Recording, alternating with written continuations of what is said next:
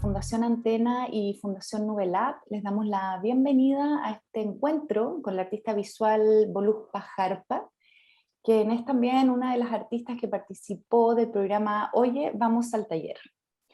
Hola Voluspa, ¿cómo estás? Muy bienvenida. Hola Cota, ¿qué tal? Muchas Qué gracias por rico, la invitación. qué rico tenerte con nosotros. Antes de entrar a mostrar imágenes y a conversar en profundidad sobre tu trabajo, quiero contarle a la audiencia que Voluspa Jarpa es artista, estudió en la Universidad de Chile, en la Escuela de Arte de la Universidad de Chile, eh, luego de haber vivido prácticamente toda su adolescencia e infancia fuera de Chile, en países como Brasil y Paraguay, y luego a la hora de ya entrar a la universidad, decide entrar a esta Escuela de Arte. Además, Voluspa es también investigadora, hace mucho trabajo de reflexión en torno a archivos, a las ciencias políticas y a los contextos políticos, a las contingencias, además de ser también una tremenda gestora de sus proyectos y también profesora, es académica en la Escuela de Arte de la Universidad Católica. Así que eso les cuento sobre ella. Y bueno, quería, Voluspa, entremos al material visual y así podemos empezar a recorrer tus relatos, que además en este caso vamos a partir hablando desde exposiciones muy recientes tuyas, ¿no? Sí, son obras que Ahí. están en este momento exhibidas y que también tienen que ver como con frutos de trabajos de investigación. Y un poco si las preguntas son las materialidades, los medios técnicos o los procesos creativos, creo que me parece interesante pensar en el hoy, con respecto como al proceso creativo hoy, que es algo que yo como he ido aprendiendo. Esta exposición que estamos viendo es una exposición que está ahora en Málaga, fue inaugurada en julio de este año y se desmonta ahora en noviembre. Y vamos a mostrar una parte de ella en la Galería Patricia Redi, y es una exposición en torno al tema de los zoológicos humanos. Es una investigación que venimos llevando hace ya 3 años. Partimos con ella un poquito antes de presentar el proyecto de la Bienal de Venecia. Fue parte de uno de los casos de la Bienal de Venecia y creo que sintetiza bien un cierto proceso creativo, que es pensar que el arte tiene un lugar de conocimiento, produce un cierto tipo de conocimiento que a mí me interesa particularmente, que es que el arte dentro de su libertad, de su libertad conceptual, discursiva y también de medios técnicos, permite ir haciendo aparecer a través también de métodos de investigación, de archivo, historias que aparecen desconectadas, y creo que esta exposición es es un buen ejemplo de eso. En esta investigación que lleva 3 años, nosotros hemos ido recopilando una gran cantidad de material que se refiere específicamente a la exhibición de personas en territorio europeo entre 1848 y 1958.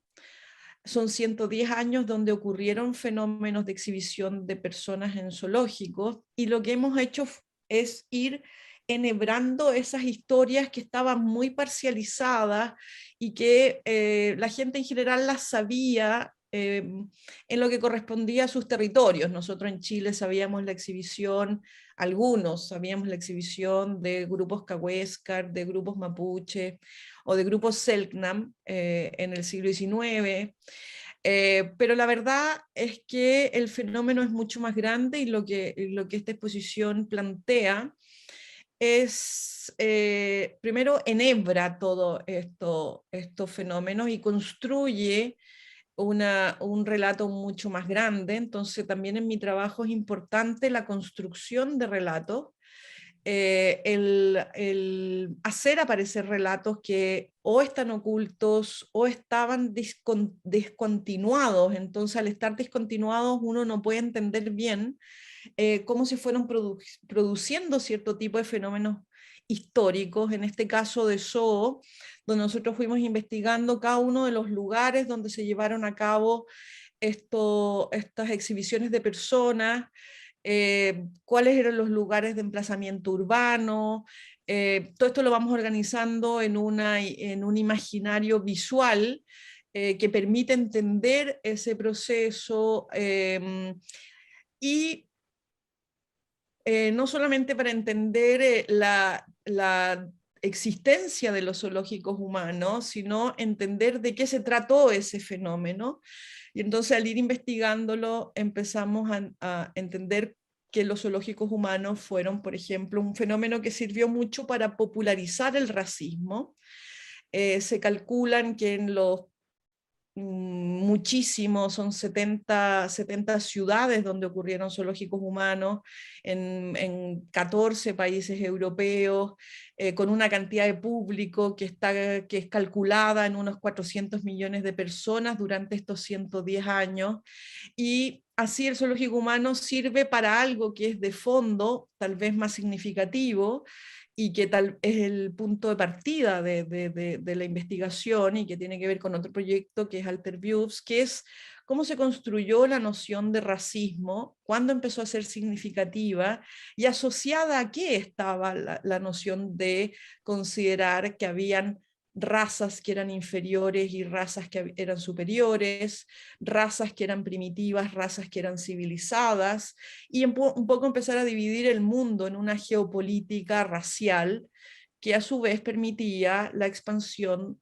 del poder europeo a través de colonias, ¿no? Entonces vemos que son fenómenos asociados de alta cultura y de baja cultura.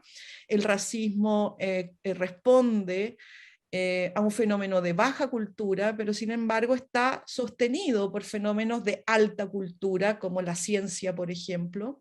Todo el discurso racial que proviene de la ciencia del siglo XIX es muy importante para sostener este fenómeno popular de racismo. Las personas racistas en general tienen una mentalidad bastante simplona, ¿no? En términos que es una cultura más bien popular. Y vamos viendo como a través de esta construcción, qué es lo que hay detrás de esta construcción del racismo como un valor, ¿no?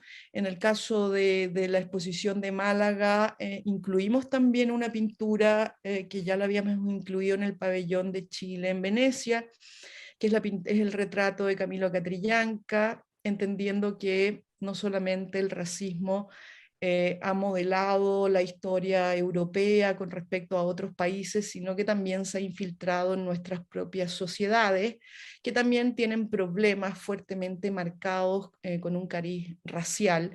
Y creo que el asesinato de Camilo Catrillanca nos va a pesar dentro de esta lógica racializada que nuestra sociedad chilena también comparte con ese discurso popular del racismo, ¿no? Voluzpe, te puedo preguntar sobre el puente que hay entre todo lo que nos has ido contando, que además es tan potente y da para una conversación muy extensa, pero llevar eso a la visualidad en términos de la pintura, el dibujo, a estos objetos, pequeñas maquetas, intervenciones, ¿cómo trabajas o cómo se da eso abordando además temas tan complejos, incluso macabros en algunos casos? Bueno, en general las historias con las que yo trabajo son historias que tienen una fuerte resistencia psíquica por parte de nuestros contemporáneos, son historias que las personas no quieren ver, no quieren saber o incluso desde sus psiquis las tienen completamente negadas, ¿no? Mucha de la violencia que nosotros hemos vivido y vivimos está sostenido por un aparato psíquico negador, ¿no? Que generalmente a través de la negación invalida los hechos, la realidad, las instituciones y los discursos históricos a través de datos concretos, ¿no? Gran parte de esta investigación tiene que ver con levantar datos, ¿no? Levantar datos históricos que están ahí a veces secretos, en el caso del trabajo que he hecho con los archivos desclasificados, o a veces son historias que están inconexas y donde falta el hilo conductor que las haga posible de ser asimiladas. Como está esta condición del espectador contemporáneo de que la historia oficial le ha negado estos procesos de comprensión de estos fenómenos, Mi trabajo como artista un poco es buscar distintos medios técnicos que permitan aproximarse a aspectos distintos, que puedan hacer una bajada a la experiencia del espectador con respecto a la información que estamos narrando, ¿no? Entonces, en ese sentido, los medios técnicos, las dimensiones, las materialidades, tienen que ver como con los objetivos un poco que queremos mostrar en cada una de los relatos. Entonces, solo por hacer un ejemplo, si en el caso de estos son fichas, son afiches que están construidos a través de computación, donde hemos reimaginado a través de los planos, a través de los datos históricos, dónde estaban emplazados esos zoológicos, en qué lugar de la ciudad, cómo se emplazaban con respecto a monumentos que, por ejemplo, eran muy claros de las ideas de progreso y civilización eurocéntrica. Entonces reconstruimos un poco a través de fotografías, a través de datos, a través de planos, cómo era ese lugar, ¿no? Que es el caso de estos afiches. Pero, por ejemplo, para poder entender a qué fueron sometidas las personas que estuvieron siendo exhibidas, que nosotros calculamos que fueron alrededor de 40.000 personas en este proceso de 110 años de zoológicos humanos, entonces recurrimos a los archivos de fotografías, donde estas personas fueron fotografiadas a través de las ideas del mecanismo de la ciencia. Entonces, para poder establecer que habían distintas culturas y que habían culturas que eran superiores y eran inferiores, y eso coincidía con la apariencia física. Las pieles morenas eran inferiores a las pieles blancas, que es algo muy infantil casi, ¿no? Como, pero eso invalidaba culturalmente a esos conocimientos y a esas culturas, y de alguna manera, a través de estas fotografías, que también le sucedía a las mujeres, por ejemplo, en el caso de las mujeres histéricas, que es algo que yo también he investigado, es como fotografiar para clasificar, para establecer todo un sistema de jerarquía que termina construyendo la subalternidad del otro, ¿no? Ya sea por género, en este caso por raza. Entonces, estas pequeñas esculturas son un remedio de cómo eran las herramientas que se usaban, por ejemplo, para medir los cráneos, para medir las proporciones fisiognómicas, para desde esa mirada pragmática, supuestamente científica, establecer las diferencias que hacían pensar que, bueno, estas eran culturas que tenían que extinguirse porque la sociedad, todos queríamos avanzar hacia una cultura racionalista, científica, y por lo tanto todos estos otros conocimientos y estas otras formas de vivir se iban a extinguir, ¿no? De alguna manera toda esta construcción del racismo fue construir también una idea de extinción, ¿sí? Y en ese sentido las imágenes son usadas de con esos fines, ¿no? Y el tema en este caso, sobre todo de que sea monocromo, veo de todo más azul en esta exposición puntual, porque no siempre es así, pero esa decisión Sí, eso cromática es viene parte de esto mismo. sí, eso viene del trabajo que hicimos en los casos de Venecia, y los mantuvimos como un ejercicio más bien poético. En el caso del azul elegido para los zoológicos humanos tenía más que ver con un cierto tono como de tristeza, ¿no? Como de una energía baja que tiene que ver con, así como las histéricas le dimos un color fucsia rojo que tenía que ver como con un desborde. A esto le dimos más bien un tono Azul en este caso. eh, Avancemos ahí ahora a otra sala, esto también es en este mismo claro, espacio. y esto es la segunda sala donde hay todo un tema de cartografía y archivo, ¿no? Entonces hay un gran mapa, que es ese mapa donde se unen los puntos, desde dónde fueron llevadas las personas a dónde fueron exhibidas, en un mapa mundi que tiene otra construcción del mapa mundi, que no es el mapa de MacArthur, que es un mapa súper manipulado en términos ideológicos. Y después hay una serie de otros mapas que nos cuentan la relación entre la construcción del racismo a través de este fenómeno de los zoológicos y la ocupación de territorios en los países en esta situación colonial, que también es una pregunta que está por debajo de esta serie, ¿no? Y después hay otra serie que reúne todo el material gráfico que da cuenta de la existencia de los zoológicos, que son los afiches, las invitaciones, los planos, las fotografías de las personas, las fechas de exhibición, donde ese material se pone en relación con la extensión del fenómeno también, ¿no?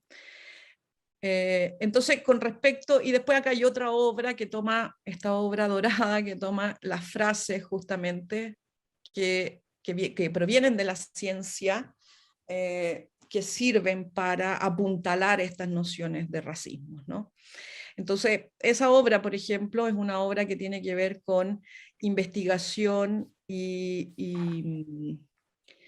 investigación y elección de materialidades para poder construir dos cosas: una experiencia para el espectador, una síntesis de conocimiento, y una experiencia estética, que en el fondo la experiencia estética, a través de esos medios técnicos, son los que de alguna manera tratan de saltar esta negación psicológica cuando la gente se enfrenta a cosas que no sabe o que su estructura psíquica le niega la existencia. Creo yo que el artista tiene que recurrir a una mayor cantidad, o por lo menos yo lo he vivido así, ¿no? Una mayor cantidad de elementos sensoriales eh, que, que, que sirvan para experimentar eso que está siendo puesto ahí como una especie de evidencia, ¿no? Eso por una parte en términos como de tus procesos vinculados a la investigación y a este cruce entre archivo y pintura y bueno, dibujo también. Y por otra parte, no sé si vamos a compartir más material, pero también hay toda una etapa tuya llena de símbolos, el trabajo con la bandera, por ejemplo, por decir algo, y bueno, todo tu camino que hubo, porque ahora vemos lo más actual, esto es un trabajo del 2021, pero si uno va hacia atrás, claro, ahora estamos en esta construcción crítica como de la política, por decirlo, y las visiones que pueden haber de ella en diversos medios, y hay un momento que parte en la pintura y después entre medio sus desplazamientos y todo lo que tú estuviste experimentando ahí. Entonces es muy diverso tu cuerpo de obra histórico, digamos. Y lo que nos muestras ahora, en realidad, es interesante pensar que tu origen es solo la pintura, no solamente, pero digo, partes en una investigación ahí para luego expandirte, ¿no es cierto? Hacer casi una... Al final, si lo pienso, la verdad es que fue relativamente corta mi investigación en pintura. O sea, una investigación que dura mis años de formación, desde el año 89 hasta el año 96, donde empiezo a hacer las primeras obras que tienen un fuera de cuadro, que es lo que primero llamo fuera de cuadro, ¿no? Que era como una incomodidad con el lenguaje de la pintura. La pintura es un lenguaje muy maravilloso, y creo yo que la historia de la pintura es una historia muy importante para la conformación y formación de la matriz de pensamiento de un artista, pero hay una serie de cosas que la pintura no permite hacer, y creo yo que siempre estuve un poco incómoda con la pintura, ¿no? No necesariamente fui una pintora que, aunque hice pinturas, no fui una pintora que se sintió cómoda con la pintura, ¿no? A partir del 95 yo empiezo a ponerle mapas, cuadros sobre, después pongo una mediagua que tenía que ver con lo que yo observaba. Esto es del 97, observaba que había una desigualdad social muy grande en Santiago como ciudad, que yo empecé a mirar a través de los sitios Eriazo, y en una historia que llegó como una mediagua que estaba al centro de un sitio Eriazo, pero por ejemplo para mirar el cuadro que está detrás de esa pintura había que entrar a una mediagua. Eso ya lo hice el 97. O sea, el 97 ya la pintura me era un lenguaje que no era suficiente en términos de lo que el lenguaje mismo podía contener. Creo yo que la belleza de los lenguajes es que uno entienda para qué sirven, ¿no? Mm. Entonces la pintura es un gran lenguaje, como lo es la fotografía, como lo es la gráfica, pero dentro de lógicas que están acotadas de la lógica de esos lenguajes. Entonces, en la medida que uno empieza a forzar eso, sobre todo en el caso mío, que trabajo con historias que son difíciles de narrar o que no existen o que están tapadas o que son secretas o que fueron borradas, evidentemente los márgenes del lenguaje y de los medios técnicos es algo que siempre voy a ir explorando. Por ejemplo, esta es una obra del 98 y lo único que tiene de pintura es que borré con una pintura una parte de la fotografía digital y después hice a mano una trama de fotográfica, digamos, ¿no? Entonces, Pero en creo yo, definitiva, para quienes nos están viendo, creo que uno podría quizás decir esto de forma más simple, en que partiste siendo una pintora, un artista que necesitó salir del cuadro, básicamente, ¿no es cierto? no sé si tanto, creo que partí de la pintura con la ingenuidad con la que uno parte, pensando como yo, que tenía una formación en historia del arte y particularmente en historia de la pintura, a la que me había dedicado desde mi adolescencia, pero también por el mismo respeto al lenguaje de la pintura, entendí cuáles, según mi experiencia, eran los límites de la pintura, ¿no? Los límites de la pintura no son solamente materiales y no tienen que ver solamente con las imágenes, tienen que ver también con la relación del artista con la obra, ¿no? O sea, también había un límite para mí misma como artista, no solamente yo necesitaba expandirme a otros lenguajes por lo que estaba investigando, sino que yo como persona, como artista, necesitaba tener otras experiencias con otras materialidades, ¿no? Eh, para mí pintar tiene una cosa maravillosa al mismo tiempo que tiene una cosa muy aburrida, como experiencia vital. ¿No? Un pintor se dedica, no sé, cuando yo pinto, por ejemplo, no puedo dejar de pintar hasta que no considere que estoy terminando el cuadro, ¿no? Por lo tanto, hay una cosa ahí de una continuidad cotidiana donde te metes a eso, no puedes salir, es un lenguaje muy performático, muy corporal también, y muy prelingüístico, ¿no? Yo siempre le digo a mis alumnos, la pintura es un lenguaje arcaico, donde uno básicamente tiene un palo con pelos, que es un pincel, que es una herramienta primitiva, con una cosa gelatinosa, blanda, informe, y esa es la relación, digamos. Entonces, la pintura te vuelve a una relación con tu cuerpo y con el lenguaje que es bastante primario, que es bastante arcaico. Un artista puede querer estar en eso, en esa experiencia del mundo, o puede querer estar en otras experiencias del mundo, ¿no? Entonces, yo más bien no es que haya abandonado la pintura, sino que pinto cuando considero que eso debe ser pintado y no pinto cuando considero que ciertos aspectos deben ser tomados por otros elementos, ¿no?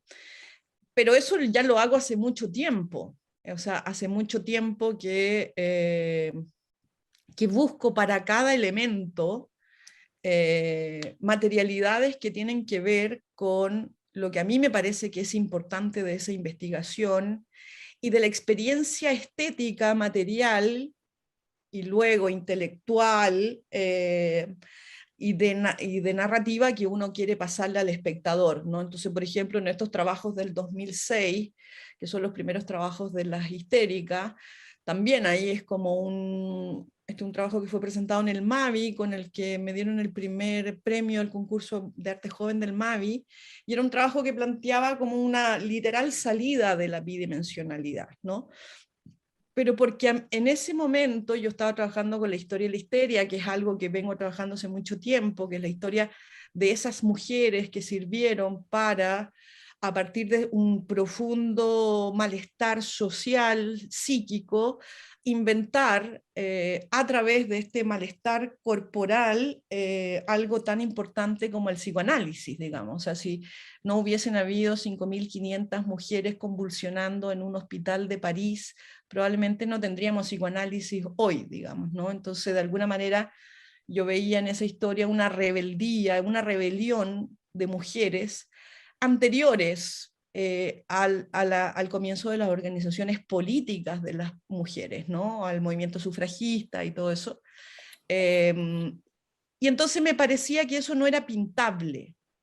O sea, que la idea que yo tenía para poder dar, en ese momento, para poder dar cuenta de esta historia, de esta rebelión y malestar somático de las mujeres de fin del siglo XIX, producto de una sociedad patriarcal, restrictiva, donde el marido no le gustaba a la señora y la encerraba en un psiquiátrico, el hermano quería desheredar a la hermana, la encerraba en un psiquiátrico, o la mujer no calzaba con la moral de esas sociedades conservadoras, victorianas, cristianas, muy restrictivas con respecto a lo femenino en toda su dimensión. La imagen que yo tenía era como si estos cuerpos, estas mujeres lograran no hacer lo que hace el psicoanálisis. De hecho, cuando mostré estas obras en París fue una discusión que tuve con unos psicoanalistas, porque me decían, bueno, pero esas mujeres estaban individualizadas, ¿no? Eran algunas, ¿no? Dora O, Ana O, qué sé yo, los casos que más se conocen. Y yo decía, no, a mí lo que me interesa de esta historia no es la individualidad de esas pacientes de las que nos llegó su nombre, no sé, Agustín o algunos casos específicos. A mí lo que me interesa es el fenómeno colectivo, esta idea de cuerpo colectivo que de alguna manera yo veo en estos síntomas, ¿no? Entonces tenía la imagen un poco de como los seres pequeños cuando se autoorganizan en cuerpos colectivos mucho mayores, que son los cardúmenes, los pájaros, los insectos, que logran conformar cuerpos colectivos que son bastante monstruosos para el depredador, en la medida que conformen esa noción de cuerpo colectivo, ¿no? Entonces, lo que más me interesaba en esa época era la idea de cuerpo colectivo, pero yo no podía llevar esta idea a la pintura, digamos, ¿no? Habría sido como en mi invención, en mi cabeza, a lo mejor se puede llevar a la pintura, para mí no se podía llevar a la pintura, ¿no? Y me interesaba sobre todo la idea de lo ingrávido, la idea del aire, ¿no? De hacer una escultura aérea que diera la sensación de que está suspendido, que hay un movimiento de estos cuerpos que configuran esta noción de cuerpo colectivo, ¿no? Voluspa, y para ir, porque desgraciadamente tenemos que ir acercándonos a un cierre por un tema de tiempo, porque sabemos bien que podríamos estar muchas horas hablando. Bueno, vimos el trabajo de cruce de archivo, investigación, llevado a la primera exhibición que revisamos. Hablamos un poquito sobre toda tu relación con la pintura y sus desplazamientos, el tema del tachado. Acá estamos con una imagen también de los archivos desclasificados, que han sido súper relevantes en otros momentos de tu trabajo y de tus investigaciones. Entonces, y a propósito de lo colectivo también, me gustaría hacerte una última pregunta sobre justamente qué preguntas te estás haciendo actualmente en términos del proceso colectivo de nueva constitución y cómo estás mirando eso también desde tu práctica artística. Sí, creo, lo estoy mirando de una manera que para mí es nueva, que no sé exactamente en qué va a dar. Estoy haciendo tanto esta exposición que hice en Berlín en abril de este año, que se llama Estudios para la Sindemia, como la exposición que tenemos en el Museo Mambo de Bogotá en este momento, y que ganó el premio Julius Baer a la mujer artista latinoamericana. Estoy trabajando con el tema del estallido social, un poco en la pregunta de lo colectivo, no solamente en la imagen, esta imagen potente de la revuelta, ¿no? O sea, un poco lo que veíamos antes, las mujeres histéricas. cuando los grupos deciden rebelarse a esos condicionamientos epocales, ¿no? O sea, cuando vemos a las mujeres histéricas, es muy interesante pensarlas como unas mujeres que estaban completamente constreñidas dentro de un sistema político, social, moral de una época, ¿no? En que las mujeres tenían que salir de eso, ¿no? Y de alguna manera el estallido social también me evoca eso, ¿no? Cuando pienso en esas marchas que fuimos, toda esa organización social, ¿no? Que hace que uno vuelva a pensar en el cuerpo colectivo, ¿no? Y en ese sentido estoy trabajando y voy a trabajar por los próximos 3 años con esta idea de sindemia. Sindemia es una palabra que habla de los efectos sociales, políticos, ecológicos, psicológicos que ocurren, uno podría decir antes, durante y después de una pandemia. O sea, es como el conjunto de efectos y todo lo que la pandemia produce como cambio social. Las pandemias no son neutras si los estudiamos. Por ejemplo, estuve durante mucho tiempo el encierro de cuarentena estudiando cómo había sido la peste negra, ¿no? Qué efectos había producido. Y nosotros que estudiamos arte, sabemos en la historia del arte que el mundo fue una cosa en un sentido simbólico hasta antes de la peste negra y otra cosa completamente distinta después de la peste negra, ¿no? Entonces, sindemia tiene que ver como con tomar esos síntomas a través de la violencia policial también que nosotros vivimos, ¿no? Pero la violencia policial entendida como aquello que rompe esta sensación de cuerpo colectivo, ¿no? Entonces pareciera ser que el control y el orden de la sociedad, y el orden de la sociedad como el orden de un sistema social, ¿no? Tiene que ver con mantener a raya esa emoción del cuerpo social, ¿no? Y de uno entendiendo que uno puede pensarse de dos maneras, al parecer, ¿no? Uno puede pensarse siendo un individuo solo, aislado y por lo tanto buscando sus propios intereses, o uno puede pensar que uno pertenece a un cuerpo social. Y que si ese cuerpo social se ve afectado, uno se ve afectado también. Y es una pregunta misteriosa para mí, siempre ha estado esa pregunta. ¿Por qué esa primera persona del plural, ese nosotros, es tan emotivo, ¿no? ¿Por qué a veces nos llega a emocionar más que nuestras propias experiencias? ¿Y por qué hay gente que no le pasa eso? ¿No? Es una pregunta que siempre voy a tener y creo que es una pregunta que atraviesa todo mi trabajo, ¿no? Esas diferencias de estructuras psíquicas, ¿no? Hay gente que no le importa lo que le pasa al otro y hay gente que sí.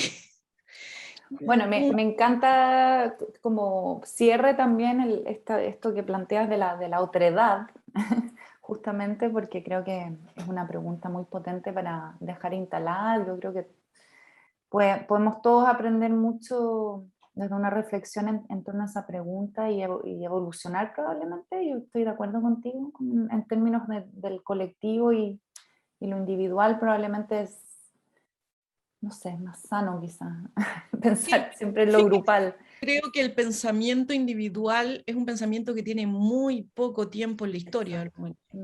Sí.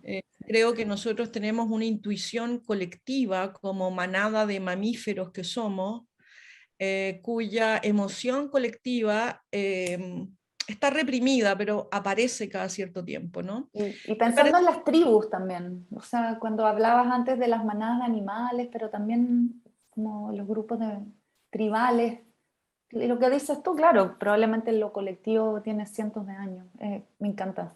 Pero la pregunta, por ejemplo, por la violencia es cómo la violencia del Estado rompe, ¿no? Está hecha para romper esa emoción, ¿no?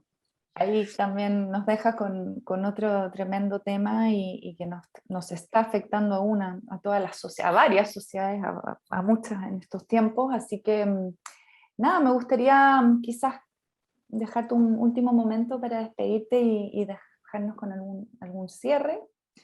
Y así cuando te conozcan personas nuevas, que conozcan tu trabajo, también puedan entender quién es la artista que está detrás de las obras que está viendo. Desde mi perspectiva siempre tengo la idea de que el arte es un importante lugar de producción y elaboración de conocimiento, porque el arte básicamente es un espacio de libertad, ¿sí?